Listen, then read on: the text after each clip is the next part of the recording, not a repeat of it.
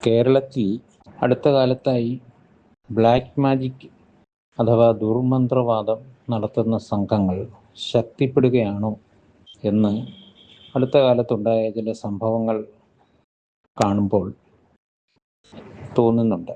2017 April മാസത്തിൽ തിരുവനന്തപുരം നഗരത്തിൽ കേഡൽ ജിൻസൺ രാജ എന്ന ഒരു മെഡിക്കൽ വിദ്യാർത്ഥി ചെയ്തതാണ് പ്രത്യേകമായി ശ്രദ്ധയിൽപ്പെട്ട ആദ്യത്തെ ഒരു സംഭവം.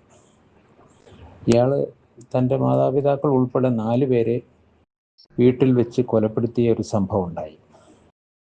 പിന്നീട് പോലീസ് ഇയാളെ അറസ്റ്റ് ചെയ്തപ്പോൾ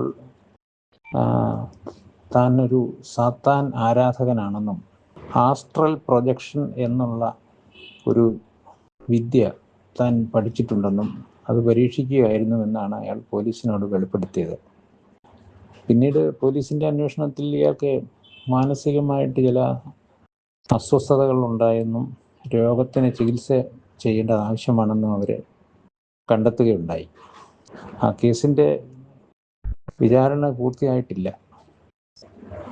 കാരണം മാനസികമായിട്ട് ഇയാൾ വിചാരണ നേരിടാൻ പര്യാപ്തമായ സ്ഥിതിയിലല്ല എന്നാണ് മെഡിക്കൽ റിപ്പോർട്ട്. ഇപ്പോൾ 4 വർഷത്തിന് ശേഷം വീണ്ടും ഇത് വിചാരണ ആരംഭിച്ചു എന്ന് അടുത്ത കാലത്ത് വാർത്തകളുണ്ടായിരുന്നു. പിന്നീട് ശ്രദ്ധയിൽപ്പെട്ട ഒരു സംഭവം 2024 ഏപ്രിൽ മാസത്തിൽ കോട്ടയം ജില്ലക്കാരനായ ഒരു നവീൻ തോമസും 2 പെൺ സുഹൃത്തുക്കളും കൂടി നാട്ടിൽ നിന്നും അപ്രത്യക്ഷരായി. പിന്നീട് ഇവർ അരുണാചൽ പ്രദേശിൽ പോയി അവിടെ വെച്ച് ആത്മഹത്യ ചെയ്തു എന്ന് കണ്ടെത്തി. പോലീസ് അവിടെ ചെന്ന് അന്വേഷണം നടത്തി. അപ്പോൾ അവർ നിഗൂഢമായ ഒരു ജീവിതമായിരുന്നുവെന്നും ആത്മഹത്യ കുറിപ്പെഴുതി വെച്ചിട്ടുണ്ട്. തങ്ങൾക്ക് ഭൂമിയിലെ ജീവിതം മതിയായി, അത് അവസാനിപ്പിക്കുകയാണ്, മറ്റൊരു ഗ്രഹത്തിൽ തങ്ങൾ ജീവിക്കാൻ പോകുന്നു എന്നും മറ്റുമാണ് അവരെഴുതി വെച്ചിരുന്നത്. ഇവർ 3 പേരും അഭ്യസ്തവിദ്യരായ വ്യക്തികളായിരുന്നു, ഉദ്യോഗം വഹിച്ചുകൊണ്ടിരുന്നവരാണ്.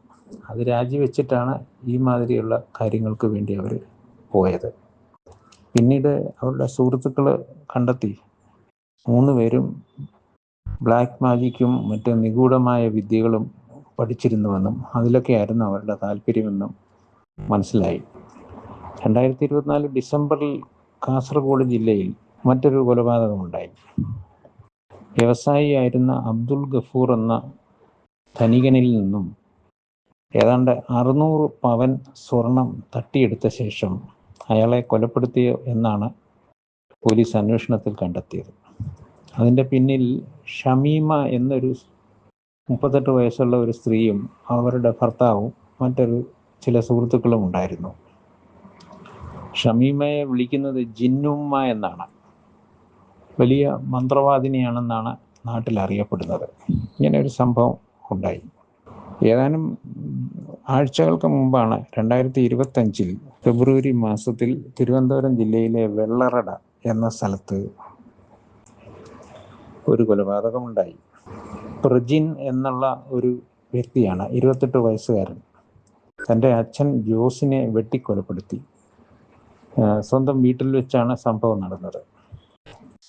അയാളുടെ അമ്മ ശ്രീമതി സുഷമ വെളിപ്പെടുത്തിയത് അവരും ഭയന്നിട്ടാണ് ജീവിച്ചുകൊണ്ടിരുന്നതെന്നും ഇയാൾ ഏത് സമയവും മുകളിലത്തെ നിലയിൽ മുറിക്കകത്ത് കതകടച്ചിരുന്ന് എന്തൊക്കെയോ നിഗൂഢമായ കാര്യങ്ങൾ ചെയ്യുകയായിരുന്നു, അങ്ങോട്ട് ആരെയും പ്രവേശിപ്പിക്കാറില്ലായിരുന്നു എന്നും ആണ് അവർ പറഞ്ഞത്.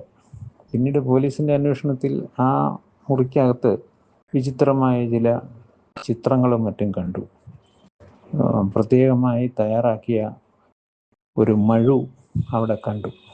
പിന്നെ അവിടെ നിന്നും മനസ്സിലായത് ഇയാളും സാത്താൻ ആരാധനയിൽ ആകൃഷ്ടനായിരുന്നു എന്നാണ്.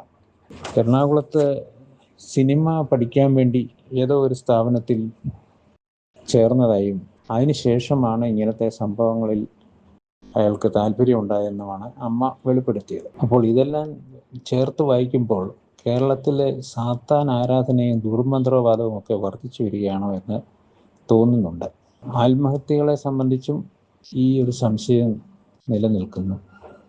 ബ്ലൂ വെയിൽ അഥവാ നീലത്തിമിംഗലം എന്നറിയപ്പെടുന്ന ഒരു വീഡിയോ ഗെയിം, അത് റഷ്യയിലാണ് ആരംഭിച്ചത്. പിന്നീട് പല രാജ്യങ്ങളിലേക്കും അത് പടർന്നു പിടിച്ചു. കൗമാരപ്രായക്കാർ ആണ് അതിൽ ആകൃഷ്ടരാകുന്നത്.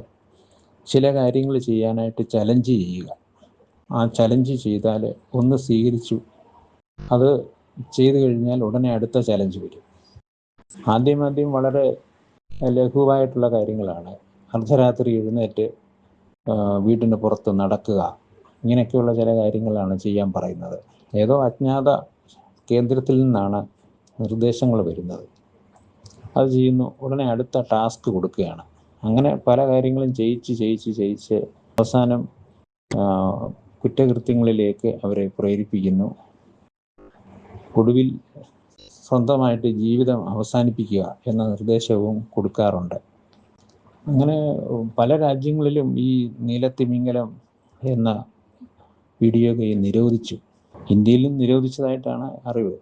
പക്ഷേ ഏത് നിരോധനത്തെയും മറികടന്ന് പല തിന്മകളും ഡാർക്ക് വെബ് എന്ന നിഗൂഢമായ മാർഗത്തിലൂടെ പ്രേക്ഷകരിലേക്ക് എത്തുന്നുണ്ട്.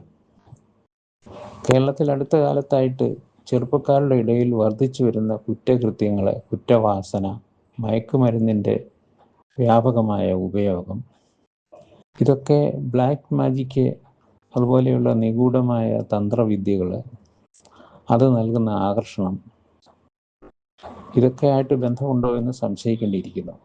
ഇത്തരം നിഗൂഢമായ കാര്യങ്ങൾ അഭ്യസിക്കുന്നവർക്ക് സമൂഹം അംഗീകരിച്ചിരിക്കുന്ന ധാർമ്മിക മൂല്യങ്ങളൊന്നും അവർക്ക് ബാധകമല്ല. അവർക്ക് ധാർമ്മിക ബോധ്യങ്ങളെ ഇല്ലാതാകുന്നു. തെറ്റ് ശരിയും തമ്മിലുള്ള അതിർവരമ്പുകളെല്ലാം നഷ്ടപ്പെടുകയാണ്.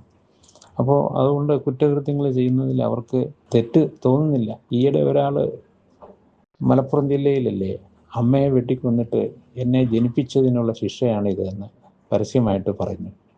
ഇങ്ങനെയൊക്കെയുള്ള കാര്യങ്ങൾ നടക്കുന്നുണ്ട്. ഇത് പഠന വിഷയമാക്കേണ്ടതാണ്, ചർച്ചാ വിഷയമാക്കേണ്ടതാണ്.